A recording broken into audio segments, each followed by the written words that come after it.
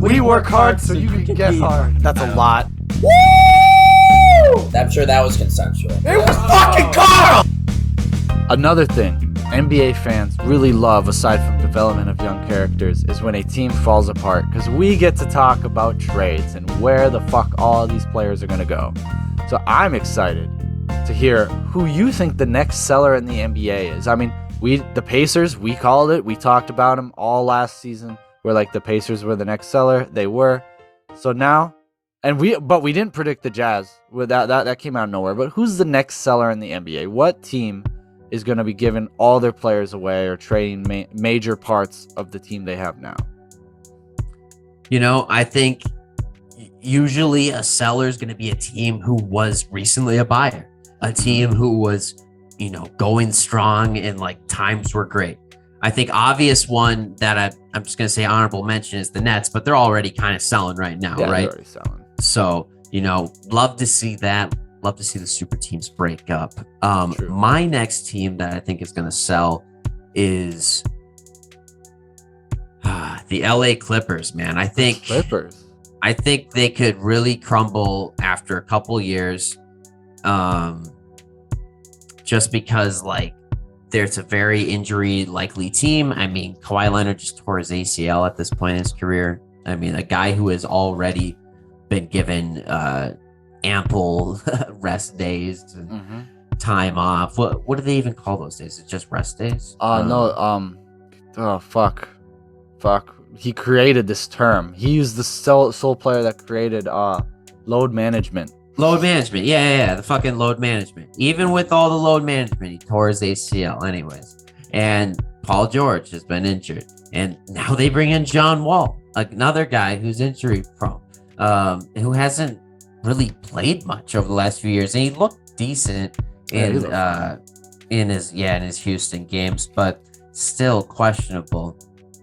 That's a team that I got my eye on. The only reason I could see them not ultimately selling anytime soon is because Steve Ballmer is opening up the wallet and he'll be willing to bring whoever wants to come in. Yeah, I can get into more exactly why. I think they're going to be a really good team. I think it's 2 years, at least 2 years before they blow it up, because I'll go into it, but they are one of the deepest teams. So it's hard to say that they're going to because they have some guys that could be starting on most teams as a playoff team. So there's a lot of players that I have confidence in that are going to play well. So I don't think it's going to be the Clippers. I do think, and this is more contingent, I think the Phoenix Suns are going to be the next seller in the NBA. Yeah, that's a good call. Yep, and especially what we're seeing going on with Ayton. Who knows? They could be sellers currently, depending upon what they get back for Ayton. Because Ayton doesn't want to be there. Even if he signs, he's not going to be there long. He doesn't want to be there. And Chris Paul is 36, 37 now. I mean, granted, every season... He might be 38. Yeah. Every season we say Chris Paul is going to get old and he still plays fine. However, it's the window that the franchise sees as. Yeah, he did. He has started to fall off every season. Granted, he'll be 38 next year during the season. But, so that and Booker... He's shown frustration, not with the franchise, just not with getting there. And I know there's a lot of teams that are fringe teams that could become contenders if they got Booker in a trade. So I know he could see the grass is greener on other places. Plus, I mean, they have a certain young core that they'd be like, you know what? Let's trade these major pieces away. We can keep Booker. I mean, we can keep Johnson. We can keep Bridges and still have something there. And there's fringe guys like Crowder and Payne that a lot of teams would be like, yeah, we'll take him. Or JaVale McGee, they're like, yeah, we'd love to have him on our team. So I can see this team getting blown up. I love Monty. I love what the Suns have done the last few years. They were my favorites to win the championship this year going into it. Certainly after, actually the Bucks were, but they were out of the West. I predicted them going to the finals confidently throughout the whole year.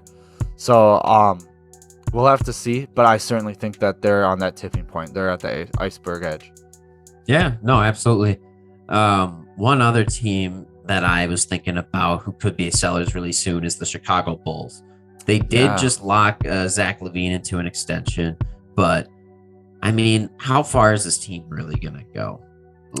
How long is it till guys are getting upset and what do they do after this year when they ultimately don't make it past the first or second round? Like, what's the reactive move they make? If they like immediately what I inch towards is when I think of the Bulls is if I was the front office and say they get bounced in the first round again this year, I would look and be like, I already know in advance, be like, listen, Lonzo, you're missing too much time, and Vucevic is just has just been a letdown since he came from Orlando. So I would instantly be trying to get off Vucevic's contract, but I do think that they'd be able to get something back for Vucevic where they could make another run at it, or they can be like, all right, but their cap is extended, so it's tough. So looking into a year, so Zach LaVine is a number 2 for on a championship team. I don't see him as a number 1 player on a championship team.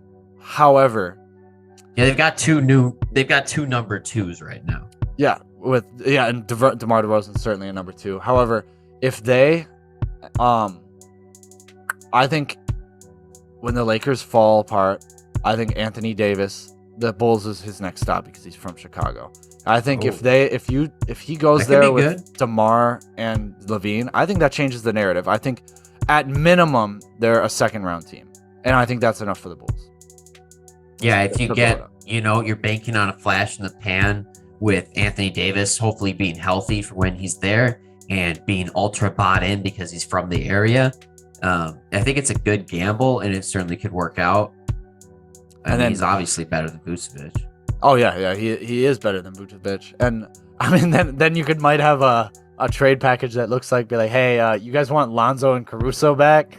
Yeah. And then maybe Lonzo becomes a Laker again. Maybe that's just the way he's destined, is just to be a Laker once, because LeBron's probably going to be gone in 2 years anyway, right? So LeBron might be gone next year. But I do think, after this next season. Yeah. And I do think that it's worth, like, I've heard a lot of rumblings in Chicago. They're aware that, because what was it, in free agency, Anthony Davis talked to the Bulls. Like, he was like, even though everyone knew he was gonna sign with the Lakers last year. Everyone knew he was gonna sign with the Lakers, but he did talk to the Bulls, and I think the Bulls are aware that he would like to play for them at one point in their career. Yeah, for sure. I think the window's definitely open there. Yeah, no, ow, that was interesting. I just hit my buddy button.